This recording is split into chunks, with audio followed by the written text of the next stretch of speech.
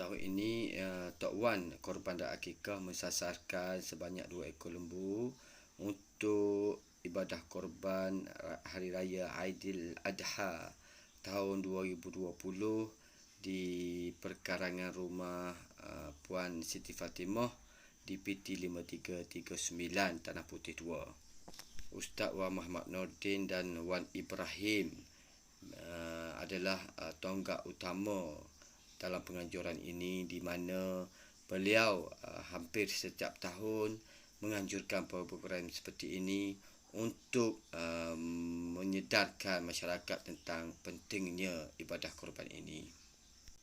Ini adalah binatang korban yang akan disembelih untuk ibadah korban tahun 2020. Peserta yang terlibat akan membantu untuk merebahkan lembu sebelum diikat. Para peserta membantu antara satu sama lain untuk memastikan lembu diikat dengan sempurna sebelum ia disembelih. Para peserta memulakan niat dan akad sebelum menyembelih lembu ibadah korban tersebut. Penyembelihan binatang korban dilakukan oleh penyembelih dengan dibantu beberapa peserta untuk memastikan ianya tidak bergerak. Para peserta membantu memastikan penyembelih melaksanakan sembelihan dengan sempurna terhadap lembu penyembelihan. Setelah selesai sembelihan, para peserta bersama-sama melapah lembu untuk diagihkan. Setelah proses melapah selesai, proses seterusnya adalah proses mengasingkan daging dan tulang lembu. Proses ini mengambil masa yang agak lama untuk memastikan daging dan tulang itu dapat diasingkan dengan sempurna. Ini adalah bahagian-bahagian lembu yang telah dipotong dan diasingkan sebelum diasingkan dengan dagingnya. Proses seterusnya adalah proses membersihkan bahagian perut lembu dan untuk dibahagikan kepada peserta yang terlibat. Proses pengumpulan anggota-anggota daging dan tulang lembu yang telah siap dipotong sebelum diagihkan kepada peserta. Bismillahirrahmanirrahim. Alhamdulillahirrabbilalamin. Wassalatu wassalamu ala ashrafil anbiya wal mursalin wa ala alihi wa sahbihi ajma'in. Rabbi shrah li sadri wa yassir li amri wahlul 'uqdatam min lisani yafqahu qawli. Alhamdulillah, bersyukur kita kepada Allah Subhanahu wa taala kerana dengan taufik dan inayah dan hidayah daripada Allah Subhanahu wa taala, masih lagi Allah Subhanahu wa taala memberi kesempatan kepada kita, baki-baki daripada umur kita ini masih lagi Allah Subhanahu wa taala berikan kesempatan, masih lagi kita hidup untuk tahun 1442 Hijrah. Alhamdulillah, syukur kita kepada Allah Subhanahu wa taala dengan nikmat-nikmat yang Allah Subhanahu wa taala berikan kepada kita. Jadi untuk tim lembu korban Tok Wan bagi tahun 2020 bersamaan dengan 1441 Hijrah, ianya melibatkan peserta-peserta yang mengambil bahagian seramai 28 orang. Ianya melibatkan 4 ekor lembu yang telah kita korbankan. Sebenarnya ibadat korban tim lembu korban Tok Wan ni telah beroperasi di Gua Musang sudah hampir 6 tahun.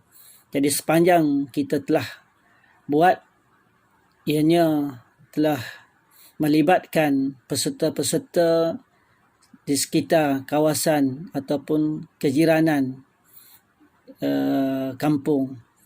Ianya melibatkan kepada peserta-peserta yang telah dimaklumkan terlebih dahulu yang pulang, yang anak-anak perantau telah pulang untuk sama-sama untuk mengambil bahagian dalam tim lembu korban Tok Wan bagi tahun-tahun yang sebelumnya. Tuan-tuan sekalian, untuk ibadah korban ini merupakan sejarah daripada Nabi SAW, di mana bermulanya 10 Zulhijjah, Nabi SAW telah pernah menyembelih 2 ekor kambing, dan Nabi juga pernah menyembelih 63 ekor unta. pada hayat Nabi SAW, Nabi SAW telah memilih ataupun telah memilih binatang-binatang korban yang terbaik, ataupun dengan istilah yang lain, binatang korban yang dipilih itu merupakan binatang-binatang yang cukup sifatnya, yang tidak ada cacat celanya. Jadi pemilihan binatang-binatang korban ini juga merupakan suatu yang amat penting, agar binatang yang kita korbankan kerana Allah Subhanahu Wa Taala, untuk mencari keredaan Allah Subhanahu Wa Taala, agar binatang yang kita korbankan itu diterima oleh Allah Subhanahu Wa Taala. Jadi tentang pembahagian daging korban yang perlu kita bahagikan, ianya telah melibatkan 3 pembahagian. Yang pertamanya, golongan yang pertama yang layak menerima daging korban, yang binatang korban yang kita korbankan, ialah yang pertamanya untuk tuan korban itu sendiri. Jadi 1/3 daripada daging korban yang telah dia laksanakan, dia boleh ambil sedikit daripada daging korban tersebut. Jadi yang keduanya, 1/3 lagi, hendaklah tuan yang mengambil bahagian dalam korban tersebut perlu membahagikan daging korban itu untuk jiran-jiran tetangga mereka ataupun kaum kerabat mereka yang terdekat, untuk mereka agih-agihkan binatang daging korban yang telah mereka korbankan. Golongan yang ketiga pula, mereka perlu mengasingkan ataupun mengagihkan untuk daging korban yang telah dikorbankan itu untuk dibahagikan kepada fakir miskin. Jadi pembahagian itu sebenarnya telah ditetapkan dalam agama Islam, diperintahkan oleh Allah Subhanahu Wa Taala, dianjurkan oleh Nabi SAW, agar binatang korban, agar daging-daging korban yang kita telah terima dapat kita sama-sama berikan kepada mereka-mereka yang berhak menerimanya, agar binatang korban yang kita korbankan itu mendapat diterima oleh Allah Subhanahu Wa Taala sebagai satu ibadah, kita melaksanakan ibadah kita kepada Allah Subhanahu Wa Taala. Jadi setakat itu sajalah untuk